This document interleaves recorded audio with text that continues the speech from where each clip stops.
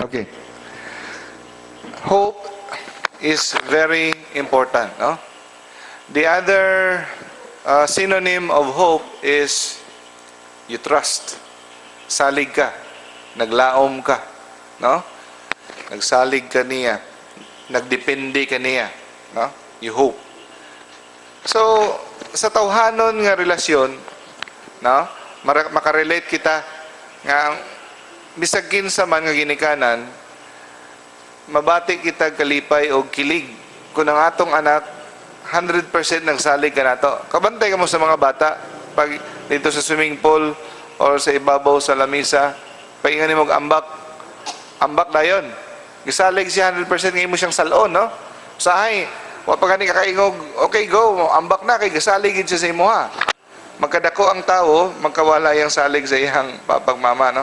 Pero katong mga inosente mo nga nang Ginoo ganahan sa mga bata, kay inosente kayo, full trust sa parents.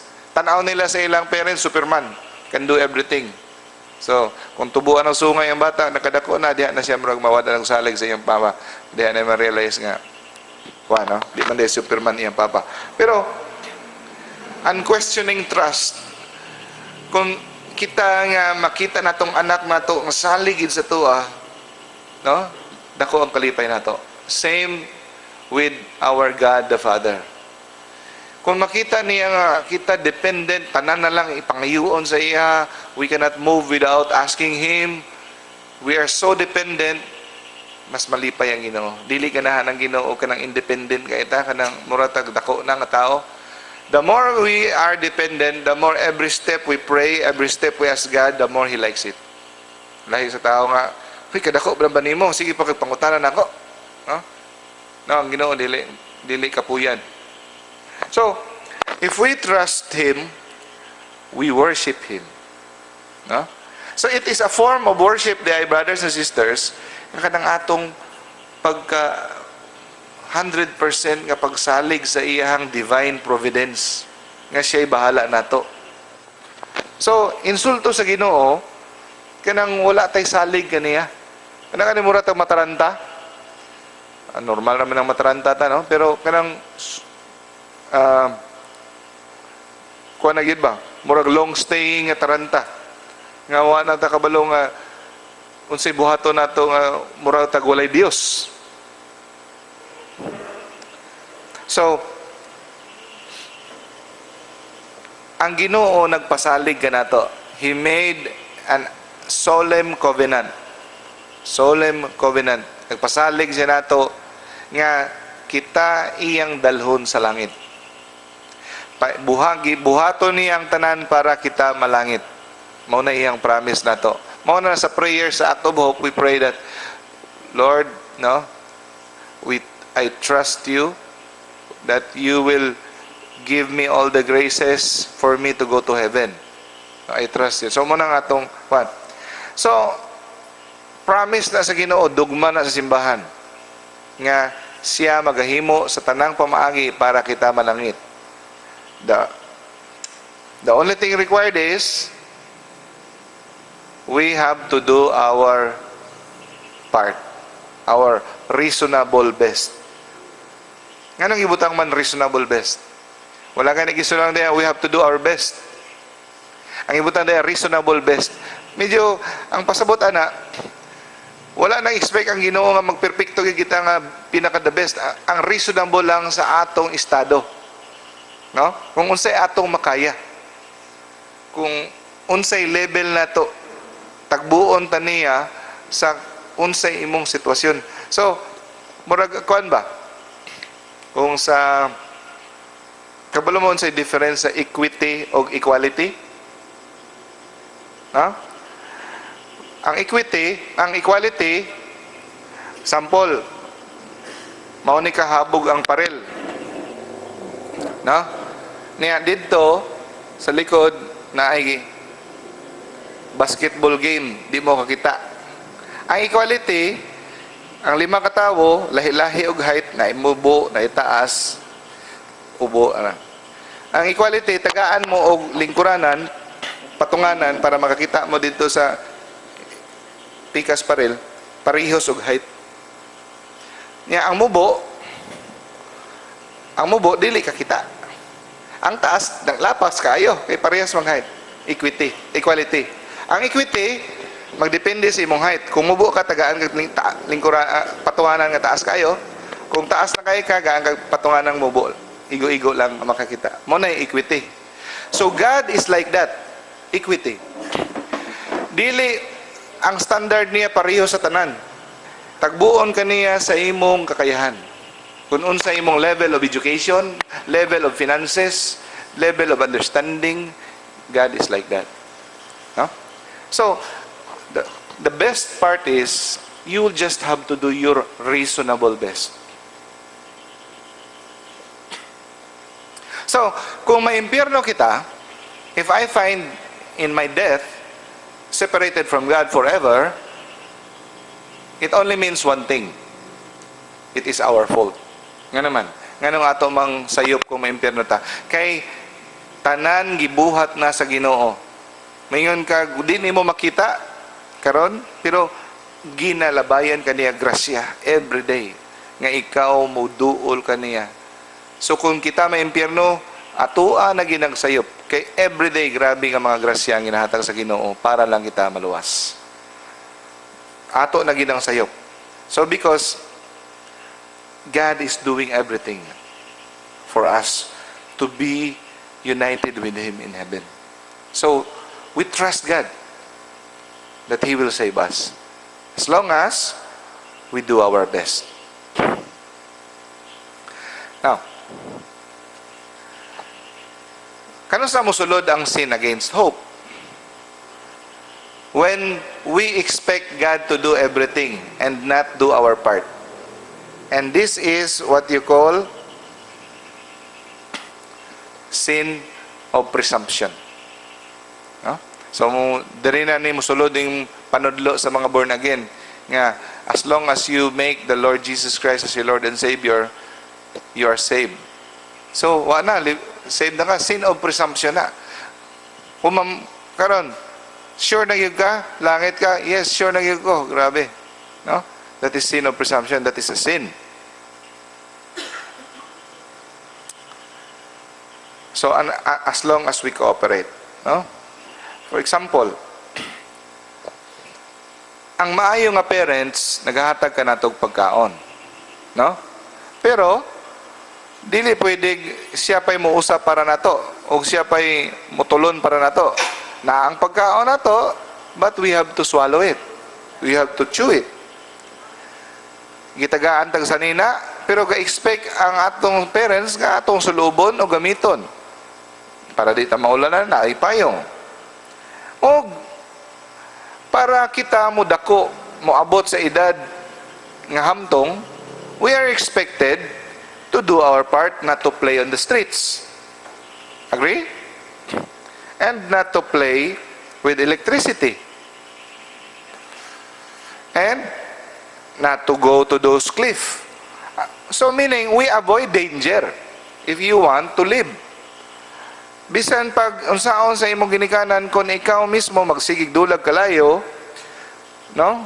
We are not doing our part. And it is called sin of presumption. So, an example of sin of presumption is when we expose ourselves to unnecessary occasion of sin. No? Unnecessary occasion. Kanang i-expose nato gani atong kagalingon sa mga kanang chance of temptation. Kanang i-expose nato. For example, ang usa ka palahubog kanang addicted to kanang alcohol, na yung mga tao nga weak sila sa alcohol, no? Kita lang sila gamay nga alcohol, mura bang tulo-tulo ng laway, no? Para sa tong usa nang hinambog siya. Ako biya bread, grabe ko, tunga lang sa baso nga tuba, hubog na ko. Ang isa po, mas grabe ko bread kay baho pa lang sa tuba, hubog na ko. Ang isa natumba. Oh, nga naman. Lain ko bread, makadungog pa lang og tuba, hubog na ko. So, kini, ang usa ka tawo nga kabalo siya nga dili siya kabalibad every time he sees alcohol. And then nilabay siya sa usa ka bar. Kabalo na gid siya nga di siya kabalibad. Yang busbong ang iyang ibalibad, makigstorya lang og ko sa ako mga amigo. No? Bisan pa ibutang ta nga wala siya nahubog, wala siya niinom. Ang iyang pagsulod sa bar is already sin of presumption. Because imong gitistingan ang gahom sa Dios. Imong gibutang, ningon si Jesus, di ba? Do not test the Lord your God. So, he put himself in the unnecessary occasion of sin. Dili kinahanglan ba? Na may panahon nga, na ginatawag nga necessary occasion of sin, nga di ka makalikay, kinanglan yun mo na adtuan nga lugar. Pero, kini dili kinanglanon ba? No? So, you are guilty of sin of presumption. Kay, bisan pag walay nahitabong pagpakasala, wala ka nang hubog-hubog, pero imong gi-expose ang imong self sa danger. That's why when we pray act of contrition, di ba? We are heartily sorry of our sins and we resolve not to sin anymore and then stay away from occasions of sin. Di ba? Ang usa ka babae, kabalo siya nga every time makipag-date siya aning tawhana, they end up in bed. Now, even if she say, this time I will make him behave himself. Ako ni siyang disiplinahon. Makipag-date ko niya pero kontrolo na ako ni siya. Don't worry. Sa pag-uban pa lang niya date, bisag wa pa'y nahitabo nila, she committed already sin of presumption. It could not be mortal sin, pwede na siya venial sin, but it's still sin. Wa may nahitabo. Pero sa pag-expose niya sa iyang self, pag-uban niya ng tao, nakabalo siya, kining tawhana man niya kon yun. Paspas kay kamot, o ano sa ba? Gusto gin mo first base. Pag-uban pala niya, nakabalo na siya, nga na siya experience, nakasala na siya. Sin of presumption. It could be venial sin, but it's still a sin. Ang sa katao, nga bombard o grabe nga temptation, nga kabalo siya, kinanglan siya receive kanunay sa mga sacraments, kinanglan siya kanunay mag-pray, but lazy kay siya mo pray, di siya mo receive sa sacraments kanunay, nga kinanglan na gid niya, is sin of omission. Presumption connected to omission. No? Mga ginatawag nga, sin of presumption by default. Mga tawag na, sin of presumption by default. Okay. So, mauna siya example sa sin against hope. Sin of presumption. Next is, naadi ay usa ka bahin ang sin of presumption. Kuan siya. Opposite. Extreme. Di ba? Ang sin of presumption, kanang ang Ginoo nalay pabuhaton nimo ikaw wa kay gibuhat. Ang extreme pod kanang nasubrahan na po kag buhat. Ngay abi nimo maluwas ka sa imong kaugalingong paningkamot lamang o di na ka mosalig sa grasya. Di ka mo simba, kay buutan na ka, di ka mo sige pangalawat, kay buutan na ka. That is another type of extreme form. The next kind of sin of hope against hope is sin of despair. Sin of despair. Kanang desperado. Kanang wa na gid ni kini problema ko, na gid. So, wa na ko makita pang laing uyab pa. Kaunto na gyud, kinakagwapa na gyud to. Biyaan ko niya, wa na bili akong kinabuhi. Hikog na lang ko. Or wa na gid ni, di na ko kabangon pag human ako ni mapildi sa aman. Or unsa ba? Di na ko mapasaylo sa Ginoo. Ulaw na yo ko kasi 1,000 na nako ni gibuhat ang pag-masturbate. O unsa ba? So, hugaw na yo ko. It's insulto sa Dios mga igsoon ang mag-despair because we have to trust in His divine mercy. Kana nagbukid-bukid nimong sala, bisag kung pila pa katao imong ipatay, usala na katulo sa dugo ni Jesus, kaya niya na panason. If you just come to Him, ipaubos nimo imong kagalingon, mangayo kag pasaylo. Amen? So do not underestimate the mercy of God. It's an insult. Sin of despair. I've been too big a sinner all my life, no? To expect God to forgive me. God couldn't forgive me. Mga anak ka. So that is sin of despair. Kisa may patron nga santo sa sin of despair. Si Judas. Kung siya naghambol lang sa iyang kaugalingon, bisag ingato iyang sala nga gibudian niyang Ginoo, kaya siya pasayloon. But he took matters in his own self because of pride. Wa siya nagpakaubos sa iyang kaugalingon. Nagpalit siya higot. O kuan. No? And this is right now the present time. This is the tree that Judas hanged himself in Israel. Okay. So, example po daw sin of despair, kanang maghimo ganitag sala because kanang umaabot pa, no? Kinatawag nga fancied danger, meaning imo pang gi-imagine nga danger wa pagani niabot, nag-advance thinking na kay ka. Hala, maomni. So sometimes mo desperado ka, mohimo kag sala. Example, kay dili ka gusto nga madungagan ang imong anak. Kay di ka mo sugot nga madungagan na gyud, kay di na gyud pwede, kay pobre, wa na kay kwarta, or nipis na yung mattress or anything. So wa kay salig sa Ginoo. Kabalo ka nga sala, buhaton lang gid nimo kay di ka gusto nga mamabdos. So that's why you use artificial contraception. It is a sign of lack of trust. If ever nag-imong i-follow ang church teaching about natural family planning, still namabdos ka. You did your best, but still namabdos ka. Trust God that naa siya'y will para sa imuha. Na siya'y plano anang bataara. O kaya niya. Kana ikaw nga namabdos out of wedlock, di na ako ni kaya, ipahulog na ako ni. Trust God nga kaya niya na. You have heard stories, bishops, priests, nga ipalaglag na unta sila, but by the grace of God, wala silang laglag, nahimong mga pare, nahimong mga bunggaitang santos. Kadong numuha na, di ba? We bribe people because we don't trust God nga tabangan taniya sa mga transaksyon. We do illegal things, is a sign of lack of trust. Because we want to put things in our hands. We want to put matters into our own hands. Trust God. Follow the correct way. We honor God by faith. We honor God by hope. The last thing that we discuss is love. No? So we honor God mostly by our love for Him. So, saan na ito pag-love? No? So, charity, which is a supernatural kind of love for God and love for fellow men. No? We love God not because of the things that He did. Sometimes, no?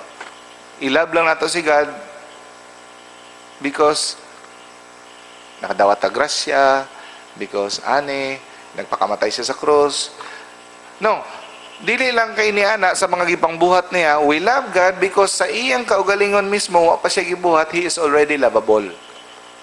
He is already, good and infinitely lovable in Himself. Amen? Sa iyang pagkasya.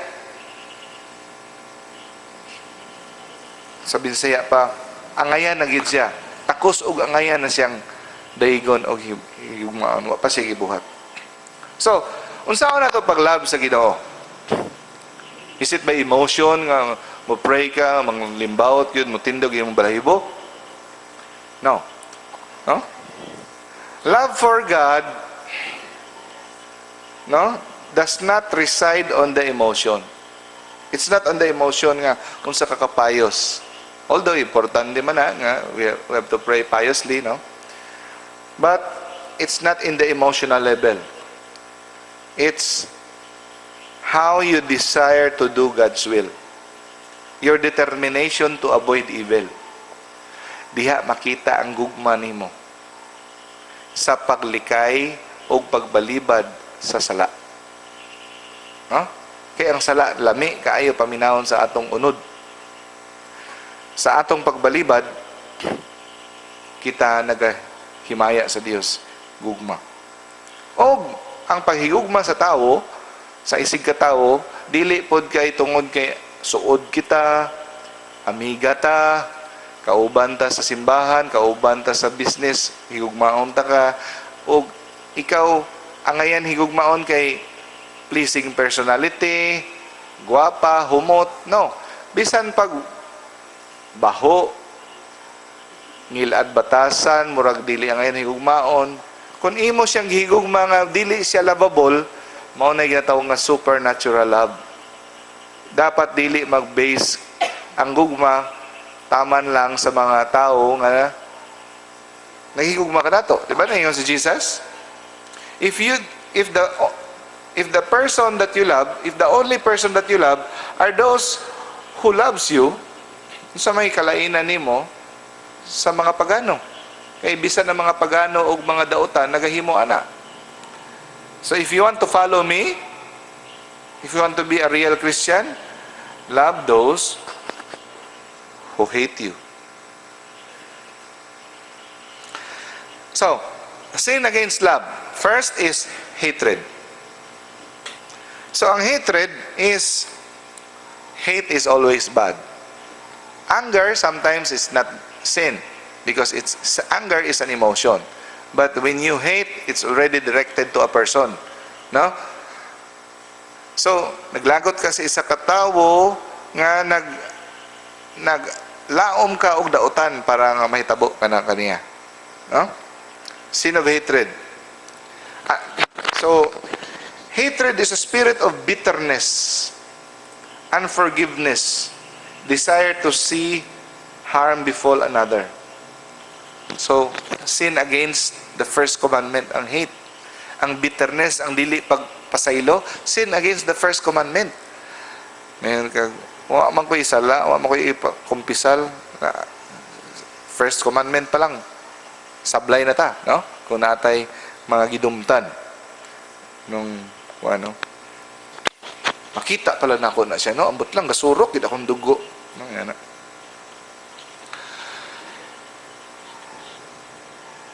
The worst kind of hatred is hatred against God. Na yung mga yana, di ba? Suko tas Ginoo. Ngano na imo ning nabuhat, ngano namatay pa man, ngano siya pa may namatay. It is the worst kind of hatred. Next is kung nagahandom kita nga may tag mabanggaan na siya bas. May pag maligsa na siya. So kung ikaw nag-wish nga siya na mahitabo niya, mabalian siya, mawadaan siya trabaho, it's mortal sin. Mortal sin. Pero kung ang imong handom niya, mahitag makasabaan siya sa iyang boss, that's only venial sin. Mahitag ginagmay lang. No? Pero kung kadang mawadaan siya trabaho, mabalian siya, madisgrasya siya, mamatay siya, that's already mortal sin. Now, for example, kung mo wish ka para sa unang panahon ni Marcos, diba grabe man ito si Marcos ka diktador, grabe ito siya kakuan. Niya mo wish ta, kano sa pa man mo undang si Marcos, kano sa pa man siya kuan ni Lord, no? Diba sa unang panahon kinundong ko, bisa ko gamay pa everyone. Or for example si Ampatuan, kano sa pa man sila mawala ni sa kalibutan kay mga tyrant, no? Wishing a tyrant to be gone, it's not a sin. Kaya for example si Hitler, kano sa pa man mo undang si Hitler?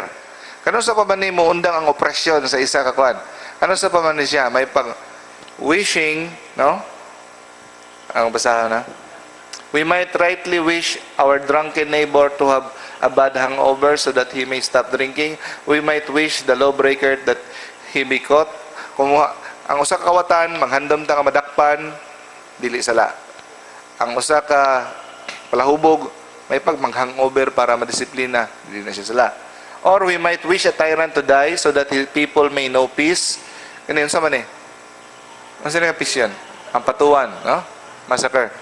So, kaning hantod karon ka, smile pa, no? McMurder, Value Mills. So, to wish evil, But never wish nga si ampatuan may pagmaimpyerno. Never wish anyone, even how bad, even Hitler or anyone, never wish nga unta may impyerno. Ayaw gyud. That is mortal sin. Walay usa ka kalag bisag usa ka daotan nga ang Ginoo gusto may impyerno. Gusto niya luwason tanan. Amen? Never wish anyone to die in state of mortal sin. You always pray for salvation of souls. Next, sin against charity, sin against love. Envy, ang pagkasina. Huh?